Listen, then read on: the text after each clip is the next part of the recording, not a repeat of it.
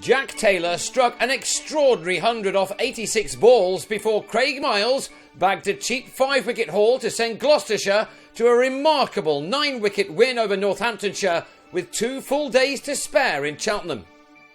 14 wickets had fallen on the first day, the second morning starting with Gloucestershire on 82 for 4 in reply to Northants 246, and after Hamish Marshall struck this early boundary, he edged Ollie Stone to the diving Alex Wakely to go after adding 9 to his overnight 25. Gloucestershire were falling behind when their captain Ian Cobain was their 6th man to fall with 108 runs on the board, the same combination as before, removing him for 11. When Taylor came to the crease, his side trailed by 140 runs, and it looked as if they were going to concede a sizable first innings lead to the visitors. The hard-hitting 23-year-old had other ideas, however, and he was soon playing his shots, these being the first of many. Taylor has already shown this year that he can bat by smashing 120 off 139 balls against Derbyshire. The first of his 5 sixes in this amazing knock came off Graham White to have the all-rounder quickly into the 30s at better than a runner ball. Benny Howell matching him in the same White over by also clearing the rope, Gloucestershire deciding that their best approach was to hit their way out of trouble. Taylor's 50, just the 4th time he's got that far in 32 first-class innings, came off only 43 balls, that being his 6th 4, to go with his 1 maximum. When he gets it right, as Northamptonshire were finding out, there are not many cleaner hitters of a cricket ball than this young man. He next went after Stone, the pace of the bowler helping a top edge fly into one of the many marquees at this gorgeous cricket ground in the Cotswolds.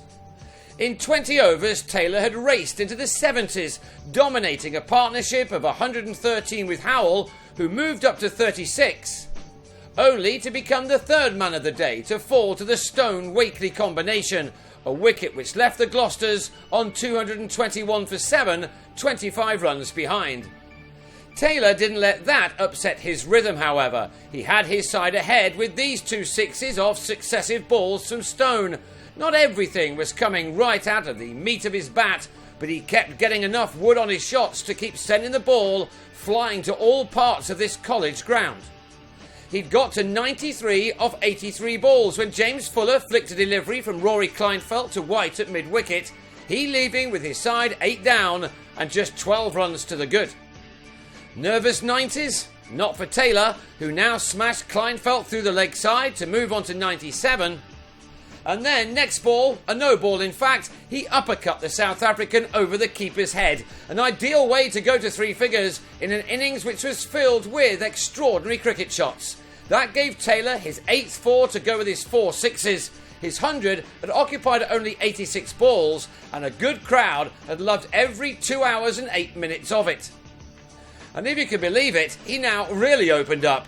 What a shot this was off a Stone full bunger, another 6 which brought up Gloucestershire's 300, a total not many would have been expecting at 108 for 6.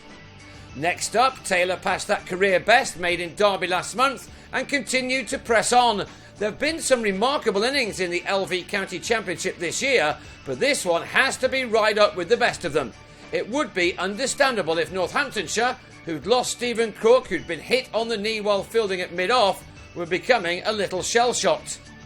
Last year at this ground, Miles broke his county's best partnership for the 10th wicket, putting on 137 with Liam Norwell against Worcestershire, and it's clear that the number 10 likes batting here. He was helping Taylor see Gloucestershire pull clear of their opponents. A 3-figure stand added here by these 2, Miles making 41 of those to see his side lead by 116 runs. The total read 362 for 9 when Miles edged White to Kleinfeldt. But Taylor still had time to get to his 150 off only 120 balls with his 13th 4 added to his 5 maximums. That wasn't his best shot, of course, but the way he played throughout meant that he certainly deserved a bit of luck. He added 1 more 4 before he feathered a slog off Kleinfeldt behind to bring an end to a stunning innings of 156 made in only 3 hours off just 125 balls. Gloucestershire were all out for 372 to lead by 126. Taylor's brilliance had changed the momentum, and Miles then bowled Stephen Peters' second ball of Northamptonshire's second innings, the opener leaving with a 4-ball pair to his name. Ben Duckett then guided a delivery from the same bowler into the hands of Will Taveray to go for 5. And when the first innings centurion Wakely was out for a duck this time, nicking off to Fuller, the visitors were in a hole on 5 for 3. That got even bigger when Rob Keogh was LBW to Fuller for a single at 18 for 4. A total that became 38 for 5 when Adam Rossington picked the wrong ball from Norwell to attack to offer Fuller a simple catch. Suddenly there was talk of a 2-day victory for the home team. Great news for them, but not too good for the festival, which always welcomes good crowds for every day of cricket played here in its annual fortnight. The Moneymen may not have minded seeing Richard Levy start to fight back for the visitors. He added 39 in quick time with Josh Cobb, who struck this effortless 6 off Howell, before he was LBW to the same bowler for 16 at 77 for 6.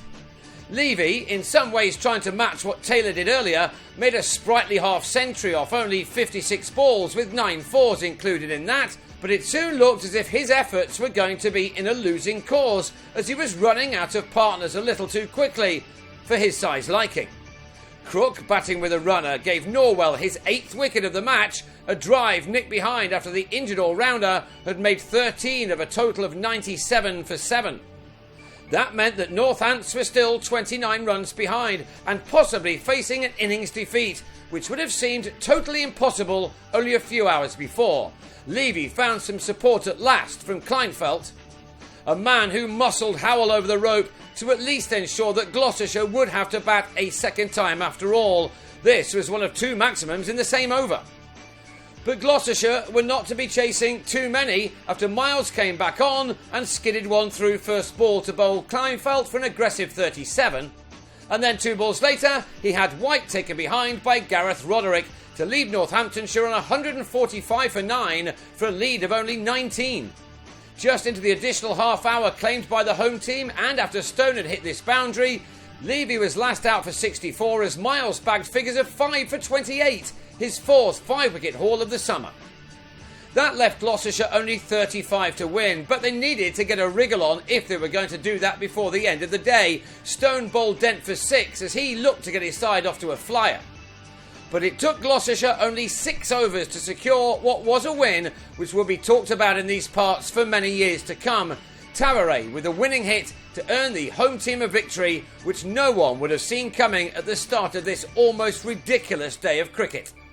Gloucestershire took the match by 9 wickets to claim their 3rd win of the season, while Northamptonshire, who must have left the ground wondering what on earth had just happened, collected only 4. Those heading to the festival for the next championship match with bottom club Leicestershire from next Wednesday may have plenty more to look forward to after this.